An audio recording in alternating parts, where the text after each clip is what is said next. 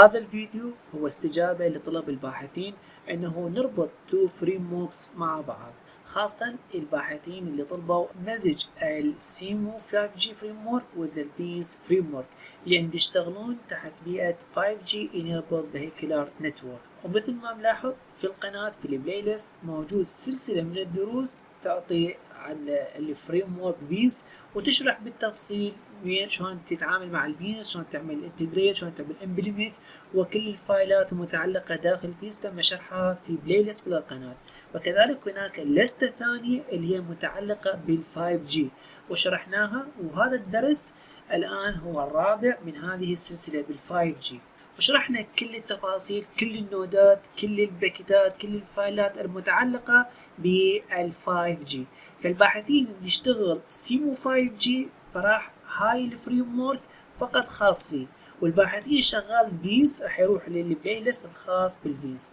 اما الباحثين الشغالين ما بين ال5G والفيز مع بعض فهم يحتاجون التو تايبس او ذا فريم وركس، فلهذا راح يروح على جهة الفيز فريم ورك يطلع ويشوف الفايلات، وكذلك على الفايلات اللي شرحناها بالبروجكت 5G. فهاي الفيديو هو شلون نعمل implementation، شلون ننفذ اول بروجكت باستخدام 5G enable viz. يعني الان نريد نعمل سيناريو نشوف vehicular تكون ماشية وتكون عندنا الجي نود بي المتعلقة بالنيو راديو المتعلقة بال5G. اذا وصلنا لهاي المرحلة معناتها قدرنا ندمج تو فريم وركس مع بعض واشتغلوا مع بعض، وبعدها الباحث بإمكانه أن يطبق أي فكرة، يطبق أي جوريثم ويتعامل بسهولة. ليش؟ لأن هناك كورس في البلاي ليست اللي هو اومنت ليفل 1 واومنت ليفل 2، بحيث بدينا من إنشاء السيموليشن إلى عرض وتحليل النتائج. فمن خلال هالليفلين راح تقدر تعمل أي فكرة تطبقها داخل للبروجكت. وهاي تحديدا احنا هاي الفيز، هاي شبكات الفيز والنتورك والاكسس وكل ما يتعلق بالبروتوكولات هنا من جهة ال5G، كل ما يتعلق في اللايرات البروتوكول النود اثنيناتهم راح نتم دمجهن في هذا الفيديو. اكو طريقتين حتى نثبت البرامج بصورة صحيحة ونشتغل وننفذ اول بروجكت هاليوم.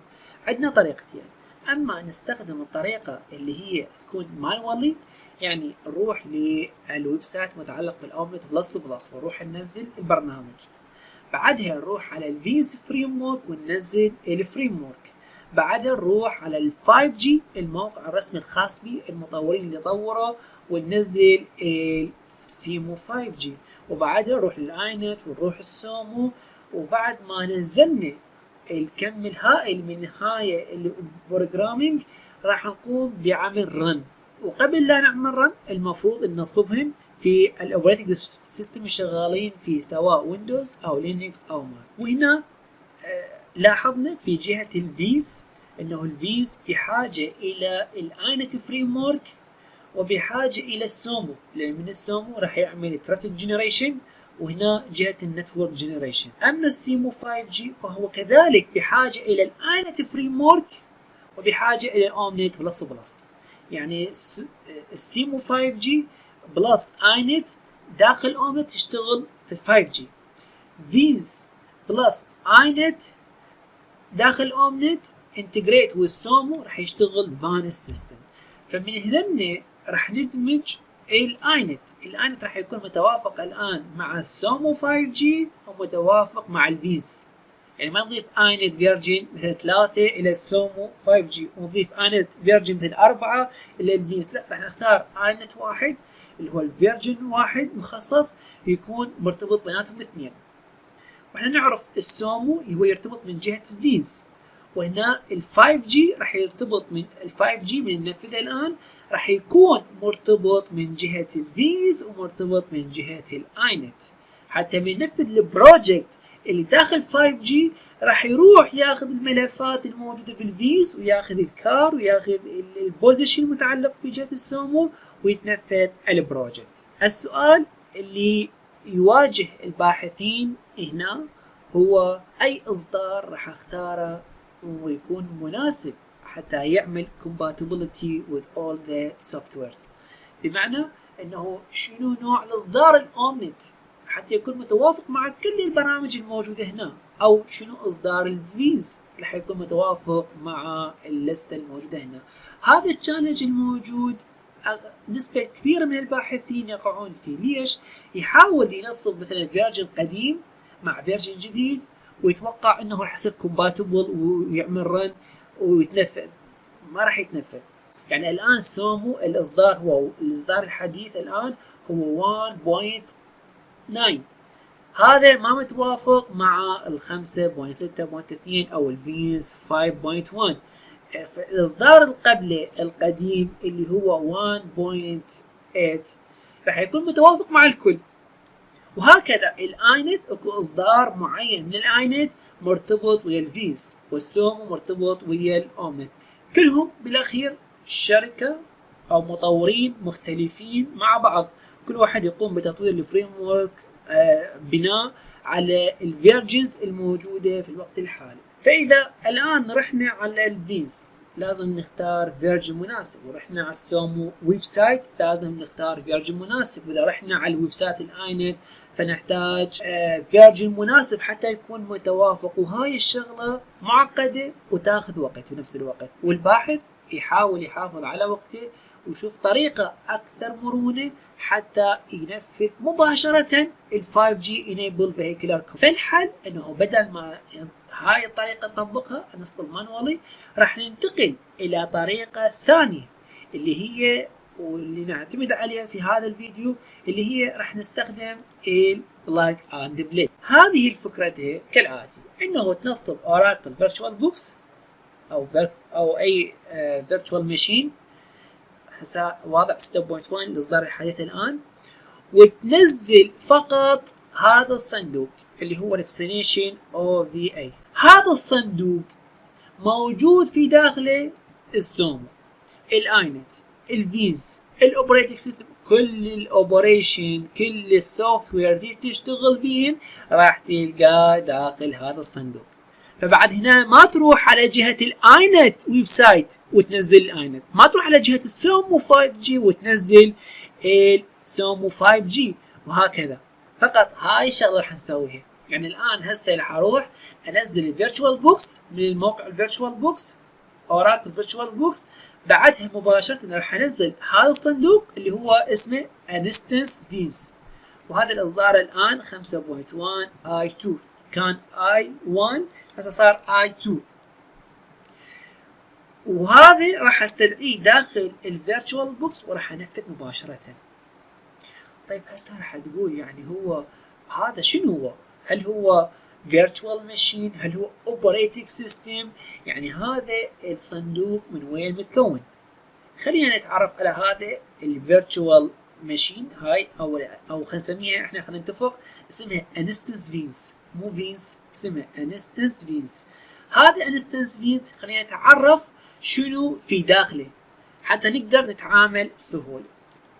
هذا الاصدار انستنس فيز موجود اوبريتنج سيستم اللي هو لينكس ديبيان والفيرجن 10. يعني بدل ما تنزل اوبريتنج سيستم اوبنتو وتبقى تنصب ورافق طريقه التنصيب موجوده في القناه شلون تستدعيها وتستدعي الايمج، هنا بالحاله ما راح تستدعي اي شيء بالاوبريتنج سيستم، هذا راح يكون اوريدي موجود في هذا الصندوق اللي هو انستنس فيز اللي هو الاوبريتنج سيستم. طيب بعدها شنو موجود من الاصدارات؟ هذول كلهم موجوده تحت القرن. هم هذا الفكره مالته انستنس فيز انه واضع لك كل الفيرجنز المتوافقات مع بعض داخل الانستنس فيز. يعني شنو في؟ يعني في سومو، اكو سومو اللي هو الاصدار 1.8.0، هذا الاصدار متوافق مع الاومنت بلس 5.6.2، وهذا موجود داخل انستنس فيز اللي هو في الدبيان اوبريتنج سيستم. كذلك مضافين اينت، يعني الان لما تفتح الاومنت بلس داخل انستنس فيز راح تلقى الاينت، راح تلقى السيمو ال تي اي، راح تلقى الفيز. فمباشره اول ما تفتح الانستنس فيز تروح على جهه الاومنت مباشره تضغط رن بعد ماكو اونبورد وفك الضغط وكل العمليات اللي احنا نسويها مانوالي في الويندوز او باللينكس، يعني غير طريقه انستس فيز. طيب هسه تسال سؤال، تقول احنا شنو علاقه السيوم ال تي اي؟ هو هنا هذا الانستس فيز وهذا الاصدار ضايفين هذا الفيرجن متعلق بالال تي اي. يعني الباحث الشغال LTE enabled vehicular communication راح يكون هذا انستنس فيز جدا مناسب له، وراح يشتغل مباشرة، لان راح الفيرجن راح يكون متوافق مع باقي الاصدارات ويعمل ك LTE داخل الفانت او vehicular communication. وبهالحالة الباحثين الشغالين بال 5G او السيمو 5G فريم ورك بهالحالة ما مدعوم الانستنس فيز، هذا صندوق ما بيه سيمو 5G. بهالحالة ايش راح تسوي؟ بهالحالة راح تروح على الموقع السيمو 5G، مجرد تضيف داخل الانستنس فيز وتسوي امبورت، وتقوم بعض التعديلات راح نشوفها بهذا الفيديو اللي خاطر يكون متوافق مع البقية وتنفذ كسيمو 5G.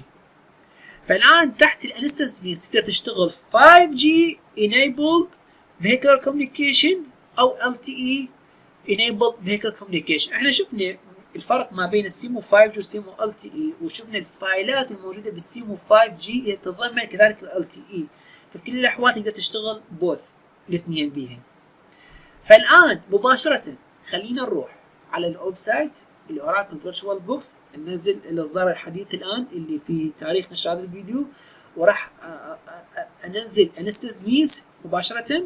وبعد ما انفذ وبعد ما افتح البوكس راح استدعي السيمو 5G، وراح تشوف البولدينج الفايلات في هذا البرنامج في هذا الانستنس فيز جدا سريع مقارنه بالسوفت وير الاخرى المستخدمه. فنروح للموقع ونشوف خطوه بخطوه. مجرد اكتب اوراكل فيرتشوال بوكس راح يظهر لك الموقع الرسمي virtualbox.org. فقط تروح على جهة الداونلود مباشرة تضغط كليك. إذا أنت شغال على الأوبريتنج سيستم ويندوز فتختار هذا الويندوز، لأن أنا أوبريتنج سيستم ويندوز راح أشغل داخل الفيرتشوال بوكس. هذا أضغط كليك، شوف مباشرة نزل، تضغط سيف، وهنا تكمل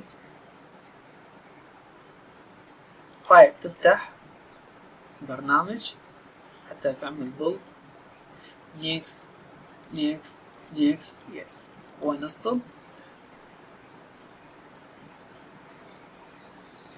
وبهالطريقة كمل تحميل وتثبيت الأوراكل فيرتشوال بوكس. تعطينا فينيش وراح يفتح مباشرة أمامك. هذا افتح هنا ما راح يظهر لك أي فيرتشوال ماشين، لأن أنا اوريدي منزله ومنصبهن إذا الفيرتشوال ماشين. طيب الآن نروح من جوجل، هنا راح نكتب فيز وبصفها تكتب اومنت، يعني بس تكتب فيز يظهر لك ما يتعرف عليه الريدر، فتكتب هنا فيز اومنت بلس راح يظهر لك الموقع viz.car2x اللي هو الريدر. فقط تنقر كليك، هذا الموقع الرسمي. هنا من جهة الداونلود تضغط كليك، راح يظهر لك الفيز. هو هنا هذا الاصدار 5.1 اللي هو احنا راح ننزله ونشتغل فيه في الويندوز او باللينكس. بينما لو نزلنا تحت هذا الاصدار اللي هو داونلود انستنس فيز، هو هذا الصندوق اللي نقصد فيه اللي تكون بجميع السوفت وير يكون داخل. وهذا الاصدار الان الموجود هو 5.1 i2 اللي كان i1. وهذا في الاصدارات شوف القديمة الموجودة. احنا نريد هذا الاصدار الحديث الان. فقط تنقر كليك، تختار وين تريد تم التخزين، وهذا شوف 4.3 جيجا. تنتظر حد ما يكمل لان هو شامل اوبريتنج سيستم وشامل كل السوفت وير، فلا سبب حجمه هذا. وبعد ما يكمل التحميل راح تعمل امبورت مباشرة من اوراكل فيرتشوال بوكس، بدل ما تنشئ نيو والطريقة وتضيف الاوبريتنج سيستم. هنا مباشرة راح نضيف الانستنس فيز من خلال نروح فايل، هنا امبورت ابيلينس، فقط تضغط كليك. هاي راح تختار الفايل وتبحث وين تم التخزين او تنزيل الانستنس فيز وتضيفه مباشرة. فهنا هذا الاصدار، هذا انستنس فيز، هذا الاصدار انستنس فيز، وهنا تعطي نيكست. شوف هاي الخصائص كلها الموجودة فيه، انستنس فيز اسمه والاوبريتنج سيستم والسي بي يو، كل الخصائص موجودة هنا. هنا تقوم بتغيير مكان التخزين، فتختار هنا other في حال space not enough، تروح على جهة الاي مثلا وتضيف اي فولدر تسميه مثلا instance means. هنا راح يتخزن داخل هذا الباث، فقط تعمل import.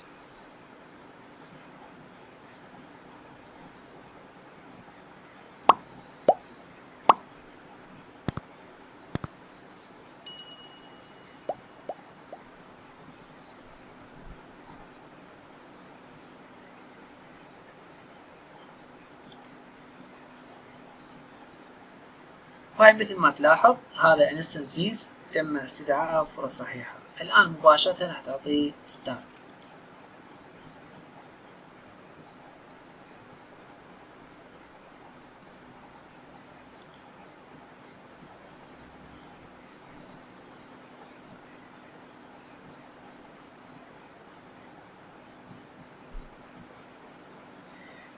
هنا راح تنطر كليك والباسورد هو فيز نفس السبلينج. هنا لو لتر فيز، هنا اوكي.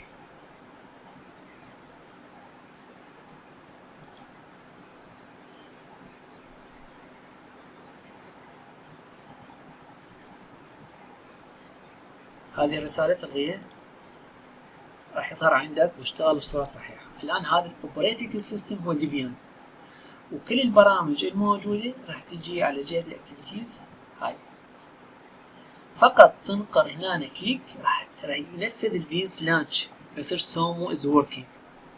شوف الآن سومو از وركينج، فمنتظر جهة الاومنت. نرجع على اكتيفيتيز، هنا جهة الاومنت الاي دي، فقط تنقر كليك. خلينا نشوف شنو منصبين داخل الاومنت اي دي. هذا فتح هذا الاصدار اللي هو اصدار 5.6.2.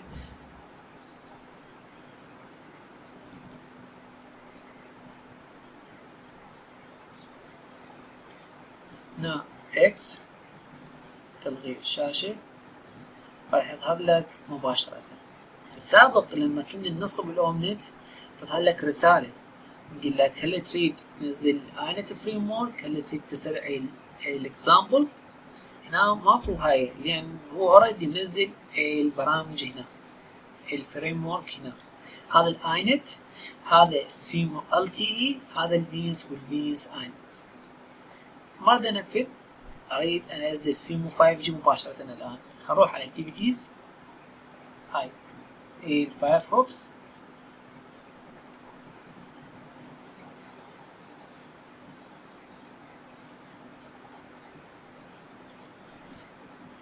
سيمو 5G. هذا ظهر الموقع الرسمي simo5g.org، فقط تنقر كليك.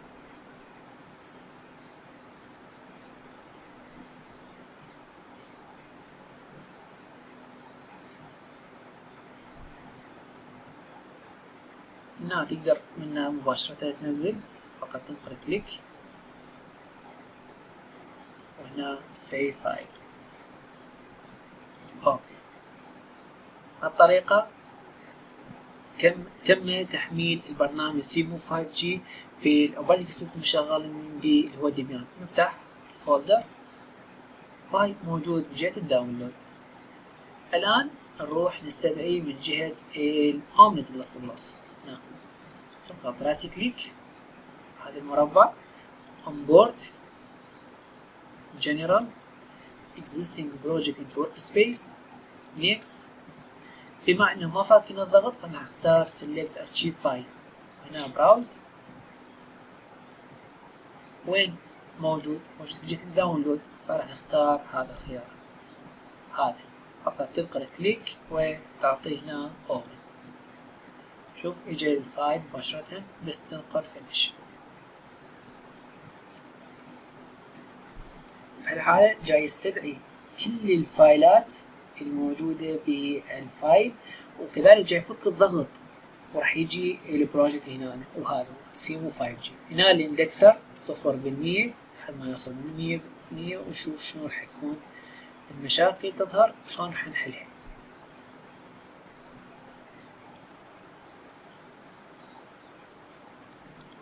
كمل الاندكسر هنا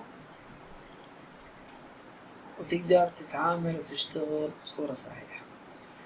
الآن لو نفذنا سيمو 5G أي بروجكت وتحت ال 5G تحديدا ما راح يشتغل بصورة صحيحة. ليش؟ لأن احنا مثل ما عرفنا أنه لازم هناك ريفرنس بينه وبين الاينت فريم ورك.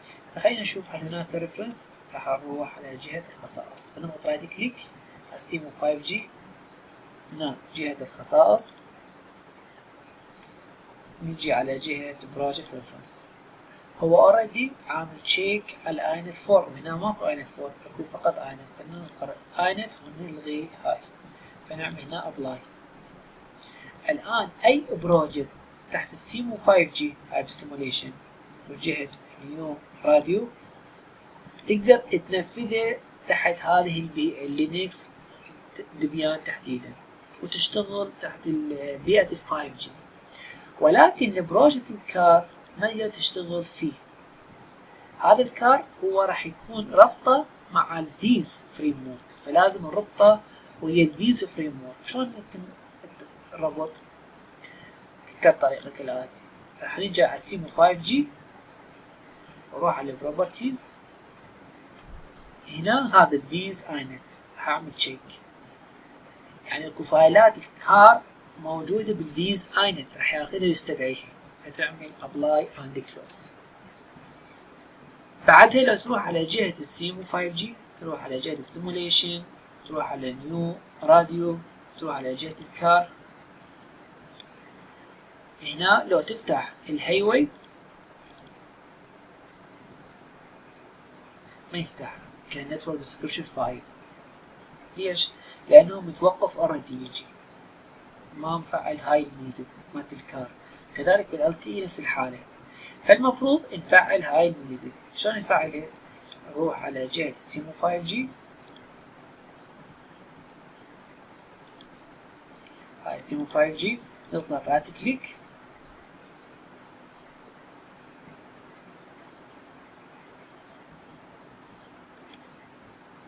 اروح على جهة الخصائص. بعدها راح نروح على جهة الأومنت بلس هنا، فتظهر هاي الواجهة والبيها جميع الخيارات اللي احنا نريدها، اللي هي تحديدا البروجكت فيتشرز. هاي فقط تضغط كليك. شوف سيمو 5G الكار الفولدر الموجود سواء كان بال LTE او بالنيو راديو ما مفعل، فتعمل هنا تشيك وهنا تعمل ابلاي اند كلوز. يعني شنو الان لو قمنا بتنفيذ البروجكت، خلينا نلغي هذا الفولدر، نلغي هذا الويب سايت، كلوز. هذا سيمو is working now، وجينا على جهة سيمو 5G، نريد نجي على جهة النتورك النيو راديو اللي هو نجي على جهة السيموليشن. هذا الكار هسه في ال LTE راح يشتغل عندنا، ما عندنا مشكلة فيه. احنا نريد في جهة ال 5G اللي هو هذا نيو راديو، فقط نقر كليك راح تيجي على جهة الكار. الآن لو ضغطت على الهايواي راح يفتح كنتورك ديسكريبشن فايل. خلينا نضغط اوكي ونشوف يفتح او لا. شوف فتح عندك الواجهة هايواي. ليش؟ لأن عمل لي تشيك على الفيتشر. فالآن خلينا ننفذ مباشرة. راح نضغط على الأومنت اي هنا اللي هو هذا البروجكت اللي هو راح يكون في داخله الكار والفان سيستم وال 5G. ونروح على جهة السورس ونضغط رن. نعم دون شو اوكي.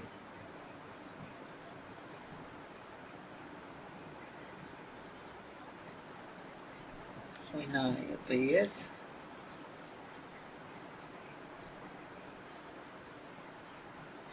هاي مثل ما تلاحظ جاي يعمل بولد على كل الفايلات الموجودة تحت البروجكت.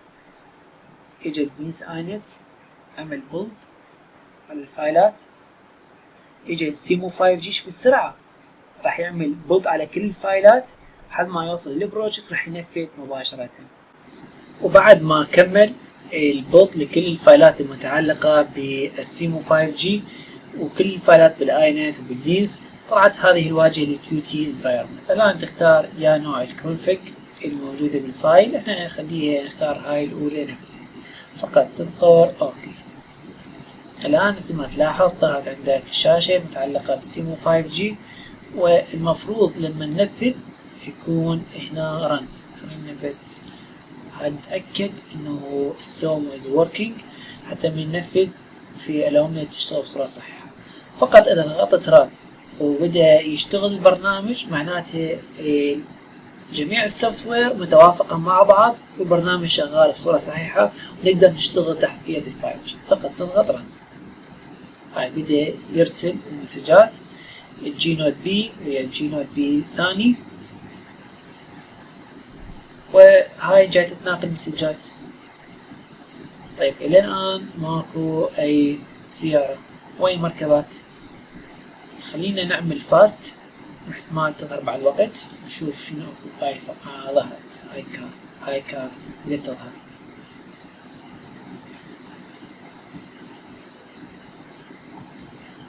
نعمل رن. شوف بدأت يظهر 3 4. خلينا نوقف الآن بس خلينا ننفذ. فشوف إرسال بين الكار والجي نوت بي مضبوط. شفت جاي يرسل الجي نوت بي إما للكار. هاي جاي تروح مسجات وترجع. هنا نقدر نبطئ الانيميشن حتى هاي جاي تنتقل اير فريم من الجي نود للكار. فمعناته في هذا الفيديو وصلنا لنهاية هذا الفيديو انه قدرنا نطبق 2 فريم وركس مختلفات، السيمو 5G ويا الفيز. نقدر الان نشتغل 5G enabled vehicle communication، واذا ردنا نشتغل LTE enabled vehicle نفس المبدأ ونفس العمل بفايل LTE.